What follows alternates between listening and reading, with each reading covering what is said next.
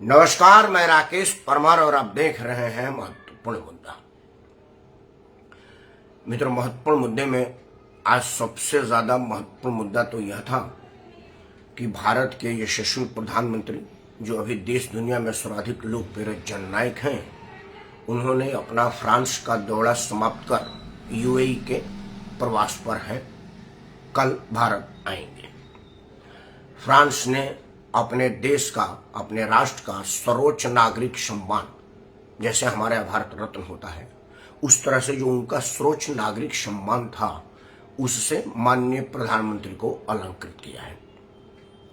जो मोदी विरोधी लोग हैं वो चाहे जो भी कुछ कहें, मेरा अपना मानना है कि वो जो सम्मान है वो नरेंद्र मोदी का सम्मान नहीं है, वो 140 करोड़ भारतीयों का सम्मान है। और माननीय प्रधानमंत्री श्री नरेंद्र मोदी जी ने 140 करोड़ भारतीयों के तरफ से फ्रांस से वो सम्मान ग्रहण किया है, जिस पर हर भारतवासी का अधिकार है। रक्षा सौदा और कई तरह के सामरिक समझौते हुए हैं, उस पर मैं नहीं जाऊंगा, लंबा हो जाएगा। यूएई में पिछले साल जब माननीय प्रधानमंत्री गए थे तो यूएई प्रशासन, सरकार राजशाही जो वहां की है, जो वहां पर शासन करती है, रूलर जो है वहां के, उन्होंने अपने देश का सर्वोच्च नागरिक सम्मान से माननीय प्रधानमंत्री को अलंकृत किया था। प्रोटोकॉल तोड़ करके वहां के राजा, क्राउन प्रिंस माननीय प्रधानमंत्री को रिसीव करने के लिए एयरपोर्ट गए थे। वैसे तो फ्रांस के प्रधानमंत्री भी उनको लेने गई थी। यह सब देश दुनिया में भारत की बढ़ती वर्चस्व का घोतक है और चांद पर कदम रखने वाला देश को इतनी सम्मान मिलनी ही चाहिए, क्योंकि हम सबसे तेजी से बढ़ते हुए अर्थव्यवस्था है। और हो क्यों न, जहां पर दुनिया में सबसे ज्यादा पढ़े लिखे, तकनीकी दक्षता वाले युवाओं का फौज हो, वहां किसी और को इस तरह से बढ़ने की कल्पना भी कैसे की जा सकती है। लेकिन एक तरफ देश दुनिया में माननीय प्रधानमंत्री का डंका बज रहा है। कई देश तो माननीय प्रधानमंत्री के निजी संबंधों के वजह से भारत से संबंध सुधारना चाहते हैं, या सुधार चुके हैं, या सुधारने के कगार पर हैं।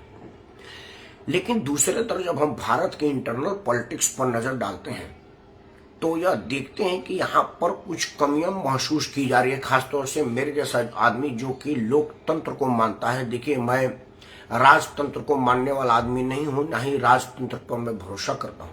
हालांकि हम क्षत्रिय परिवार से हैं और हमारे पूर्वजों ने राज किया था, हमारी रियासतें यहाँ पर थी जिसको छीन लिया गया था, या ये कहिए कि हमने स्वतः दान कर दिया था, जिसका परिणाम ये हुआ कि हमको आरक्षण में फंसा करके गुलाम बनाने का प्रयास किया जा रहा है। जिन्होंने अपना धन दिया, अपनी जमीनें दी, अपनी खजाने दे दिए, उसके साथ इस तरह का दुर्व्यवहार हो रहा है। मुद्दा आज उस पर नहीं है। तब भी जो आदमी खुद ही राजा था वो राजशाही को बहुत ज्यादा नहीं इंडोर्स कर रहा है। मतलब लोकतंत्र की जड़ें इस देश में कितनी मजबूत है, यह आपको जानना चाहिए। तो जब लोकतंत्र की जड़ें मजबूत है और मैं लोकतंत्र पर भरोसा करने वाला आदमी हूं, तो मैं उन तमाम चीजों को अपनाऊंगा जो लोकतांत्रिक पद्धति से मान्य होगा या जो लोकतंत्र में स्वीकार्य होगा। मित्रों, इधर दबी जबान से, कहीं कहीं खुली जबान से यह चर्चा होने लगी है कि भारतीय जनता पार्टी अब भारतीय जनता की ना रह करके सिर्फ 2 लोगों की रह गई है। यह पीड़ादायक है मेरे को कहने में। मेरे लिए मिर्ची से आदमी को इस तरह की बात कहने में संकोच और संशय होता है, लेकिन राष्ट्र सर्वोपरि हमारे लिए कोई व्यक्ति विशेष नहीं है। ना ही मैं भारतीय जनता पार्टी का पेड कार्यकर्ता हूं, ना ही अस्थायी कार्यकर्ता हूं।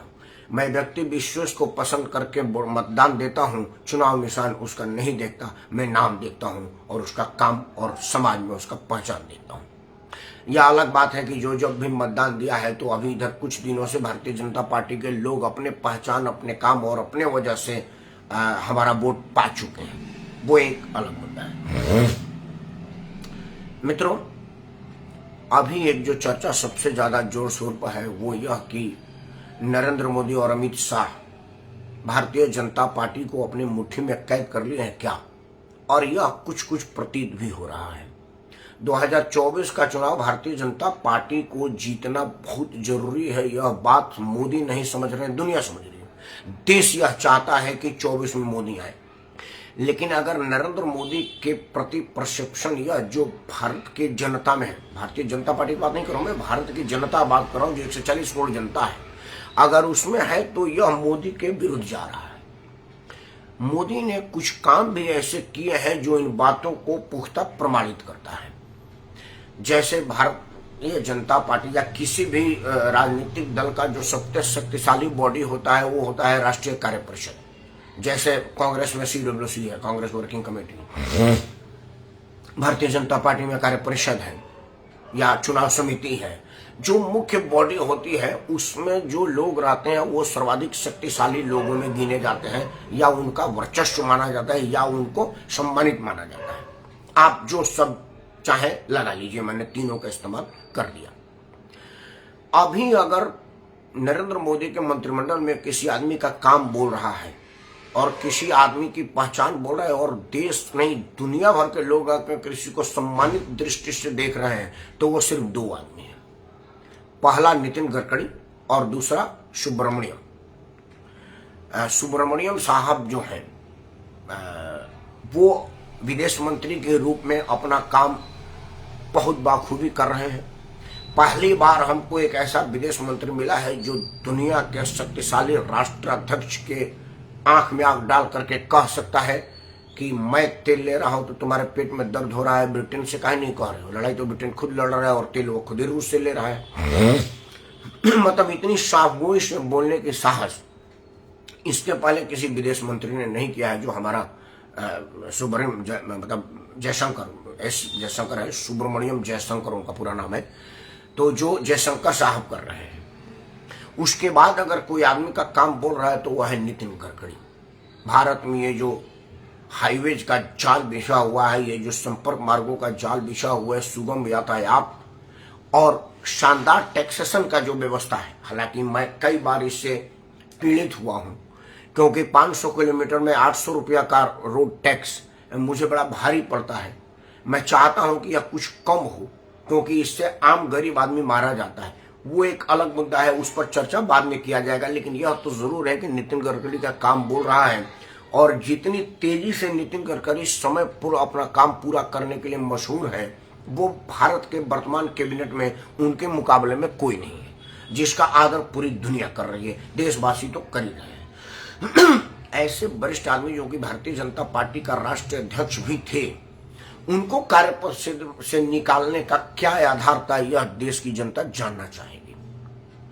भारतीय जनता पार्टी में जो मुख्यमंत्री हैं उनमें सबसे वरिष्ठतम मुख्यमंत्री शिवराज सिंह चौहान हैं। नरेंद्र मोदी 3 बार लगातार मुख्यमंत्री बन गए तो उनकी प्रधानमंत्री पर दावेदारी मजबूत हो गई, जबकि उससे बड़ा राज्य है मध्य प्रदेश।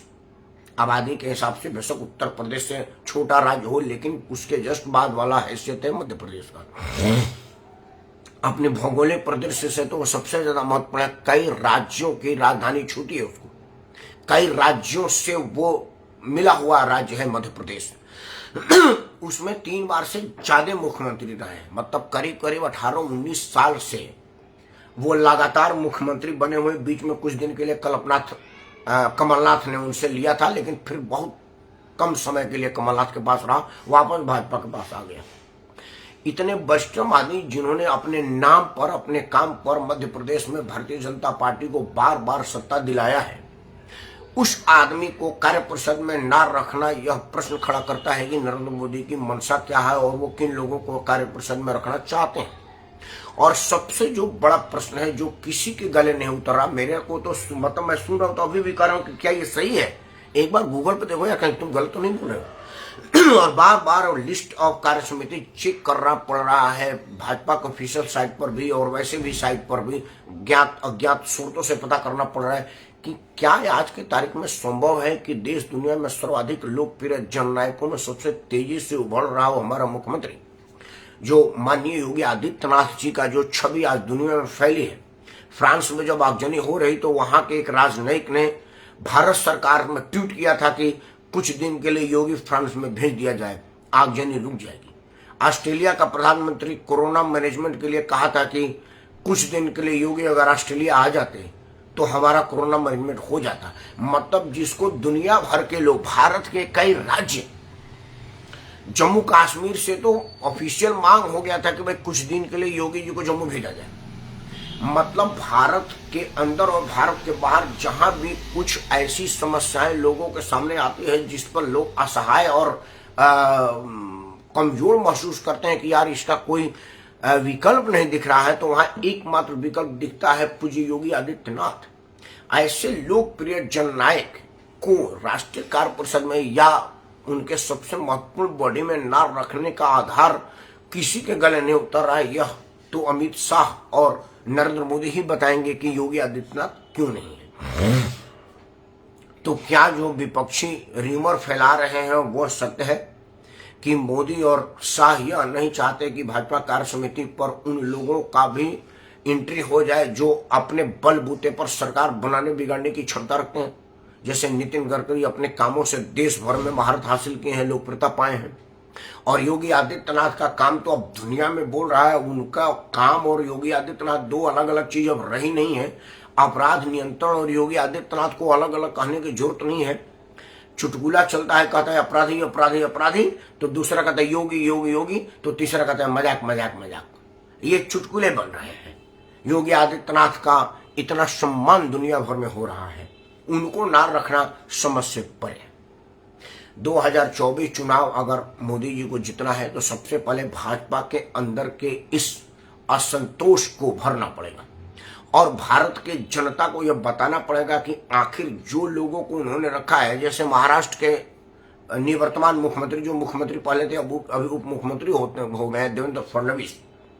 देवेंद्र फडणवीस को जो मुख्यमंत्री बनाया गया था उसके 2 दिन पहले की घटना मैं आपको बता देता हूं। मेरे एक बड़ा नजदीकी रिश्तेदार हैं उत्तर प्रदेश में, अभी वर्तमान में मंत्री है स्वतंत्र प्रभार। पहले भारतीय जनता पार्टी उत्तर प्रदेश इकाई के मतलब वरिष्ठतम उपाध्यक्ष थे और बड़े ओजस्वी नेता है, नाम नहीं रखूंगा, उचित नहीं है। उनके साथ मैं बंबई में था तो मैंने देखा था कि वर्तमान वाले मुख्यमंत्री जी दोनों पांव उनके घुटने के नीचे करके प्रणाम कर रहे थे। तो हमने बोला कौन है? तो देवेंद्र फडणवीस से चेला है मेरा। एक बार का सीन है कि दिल्ली में जब वो मुख्यमंत्री बन गए तो फडणवीस आए थे और ये उत्तर प्रदेश के जो अभी के मंत्री हैं उस वक्त उपाध्यक्ष थे, वो गए थे। तो सारा भीड़ से तिरता छोड़ता, सुरक्षा ताम धाम से मुक्त पाता हुआ फडणवीस आए और वापस पहुंच हुआ। फडणवीस मुख्यमंत्री बनने से पहले डीएम ऑफिस में भी धारा प्रवाह जाने की हैसियत नहीं पाए थे। जब उनको मुख्यमंत्री बनाया गया, कहा गया था कि वहां पर इतने वरिष्ठ लोगों को दरकिनार करके अपने खड़ाओं को रखने का जो प्रयास किया गया है केंद्रीय नेतृत्व द्वारा, वो महाराष्ट्र के लिए नुकसान पहुंचाएगा। लेकिन भला हो देवेंद्र फडणवीस का भारतीय जनता पार्टी के कार्यकर्ता और आरएसएस का जीन होने की वजह से उन्होंने जल्दी से स्थितियों को भांपा और महाराष्ट्र की राजनीति पर पूर्ण नियंत्रण पा गए।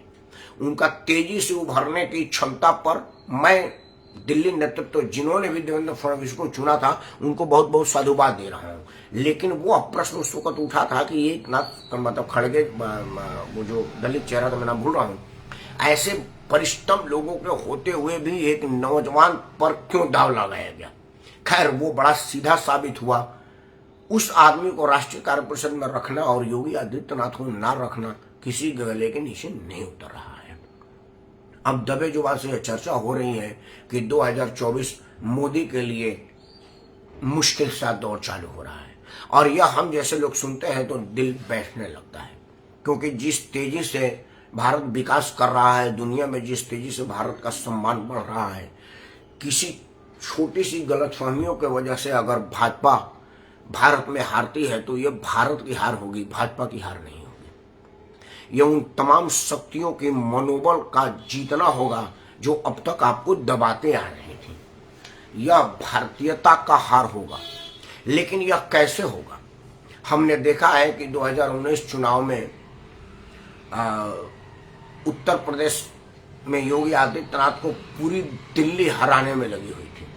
अभी वाला जो यूपी में सरकार बना हुआ है वो सिर्फ और सिर्फ योगी आदित्यनाथ के नाम दाम और नाम काम और पहचान पर बना हुआ है और इसका श्रेय किसी और को मिलना नहीं चाहिए, वो सिर्फ योगी आदित्यनाथ को मिलेगा। उत्तर प्रदेश के लोग यह जान करके हैरान हैं कि योगी आदित्यनाथ इतना शानदार काम कर रहे थे तो उनके ऊपर दाहिने बाएं 2 आंकुश क्यों लगा दिया गया, ब्रजेश पाठक और मौर्य के रूप में। केशव मौर्य जो एक मामूली लड़की से चुनाव हार गया था, उसको उत्तर प्रदेश राज्य जैसे राज्य का उप मुख्यमंत्री बनाने का क्या उद्देश्य था? मतलब भारतीय जनता पार्टी का शीर्ष नेतृत्व तो उत्तर प्रदेश के नागरिकों को ये बताना चाहती है कि आपके मताधिकार का कोई मतलब नहीं है, कोई कीमत नहीं है, कोई मोल नहीं है। आप चाहे उनको जिताए हराए, जब मेरी मर्जी होगी तो मैं मुख्यमंत्री उप मुख्यमंत्री कुछ भी बना दूंगा। दिल्ली के कुछ अधिकारी वहां भेजे गए थे जो उत्तर प्रदेश सरकार के काम में अड़ंगा लगा रहे हैं, अपने विभाग में हड़ताल करवा रहे हैं ताकि योगी की पूरी बदनामी हो। यह सब चीज हम जैसे जब साधारण लोगों को समझ में आने लगी है तो आम आदमी को तो समझ में आ ही रही होगी। इन सब चीजों पर से जब तक आप नियंत्रण नहीं पाएंगे तब तक 24 का चुनाव बड़ा मुश्किल है। जिन जिन लोगों को आपने आगे किया हुआ है वो ऐसे ऐसे लोग हैं जो अपने दम पर 5 को प्रधान जिता नहीं सकते, और जो अपने अलावा दूसरे राज्य में भी चुनाव जिताने की क्षमता रखते हैं उनको आप मेन बॉडी में ना रखते हैं। तो क्या यह सही है कि आप पार्टी को अपने चंगुल में फंसा करके अपना वर्चस्व स्थापित करने का प्रयास कर रहे हैं, जो राष्ट्र के लिए घातक है, भाजपा के लिए घातक है और भारत के लिए घातक है? इन सब विषयों पर मैं चाहूंगा कि अमित शाह और नरेंद्र मोदी विचार करें। भारत की जनता अगर विचार कर ली तो 2024 मुश्किल हो जाएगा, और अगर 2024 भाजपा के लिए मुश्किल हो जाएगा तो यह भारत का नुकसान होगा। भाजपा का क्या होगा? भाजपा आज है, कल नहीं है, लेकिन भारत था, है और आगे भी रहेगा। इसलिए मुझे चिंता भारत की है और भारत की जनता की है। अंत में मैं यही कहूंगा कि हमने अटल बिहारी वाजपेयी और कल्याण सिंह का शीत युद्ध देखा है। उससे भाजपा को नुकसान हुआ, भारत को तो कोई खास नुकसान हुआ नहीं हुआ, यह तो इतिहास बताएगा और असेसमेंट बताएगी। लेकिन भाजपा उत्तर प्रदेश में समाप्त हो गई थी, देश में भी बड़ा मुश्किल लगा था। आज स्थिति वही दिख रही है। अगर वाकई मोदी योगी में कोई शीत युद्ध चल रहा है जैसा होता हुआ प्रतीत हो रहा है तो यह भाजपा के लिए घातक है और भारत की जनता के लिए घातक है। और हम क्यों यह प्रश्न ना करें? कई दिन हो गए उत्तर प्रदेश से बड़े राज्य में जहां अपराधी अब सिर उठा के हिम्मत नहीं करता है, वहां अब तक डीजीपी नहीं मिला हुआ है। उत्तर प्रदेश राज्य को मुख्य सचिव उत्तर प्रदेश से नहीं मिल रहा है, केंद्र से भेजे हुए अधिकारी को एक्सटेंशन पर एक्सटेंशन दिया जा रहा है। तो लोग यह उत्तर प्रदेश वाले पूछेंगे कि भाई उत्तर प्रदेश में इतने अधिकारियों की फौज है, एक से काबिल अधिकारी हैं, क्या वो एक भी उत्तर प्रदेश के सचिव बनने की क्षमता नहीं रखते हैं? अगर नहीं रखते हैं तो इनका बोझ उत्तर प्रदेश क्यों ढोरे? इनको रिटायर करके बाहर करो और बाहर से लोगों को बुलाओ। और अगर वाकई वो क्षमतावान है तो फिर दिल्ली नेतृत्व तो उनके क्षमता पर भरोसा क्यों नहीं कर रहा है? क्या वो योगी मोदी के शीतलहर का शिकार उत्तर प्रदेश बन रही है? क्योंकि डीजीपी की नियुक्ति केंद्र करती है और उत्तर प्रदेश की सरकार उसका प्रस्तावना भेजती है। एक कार्यवाहक डीजीपी के रूप में नियुक्ति हुई थी, वो कार्यवाहक से रिटायर कर गए और दूसरे वाले भी अभी तक कार्यवाहक हैं क्योंकि फाइल केंद्र में लटकी पड़ी है। तो यह उत्तर प्रदेश के सबसे सशक्त पुलिस अधिकारी के ना होने की वजह से पुलिस का मनोबल कितना गिरा होगा यह मैं नहीं जानता। अगर योगी आदित्यनाथ नहीं होते तो थाने में चोर बदमाश घुस करके पुलिस वालों को बाहर कर देते, क्योंकि उनको ऑर्डर देने वाला भी कोई था ही नहीं, मनोबल गिरा हुआ था। केंद्र सरकार को इन सब पहलुओं पर तुरंत जनता के सामने आकर जवाब देना पड़ेगा, क्योंकि 2024 में मतदान तो जनता ही करेगी। मेरे को जो समझ में आया मैंने आपसे कहा। हो सकता है मेरी सारी बातें गलत हो, मेरा आकलन गलत हो, लेकिन अगर कहीं आग नहीं दबी है तो फिर धुआं धुआं क्यों है? क्या यह कोहरा है या कोहराम है? विचार जरूर करिएगा। जय हिंद, वंदे मातरम, भारत माता की जय।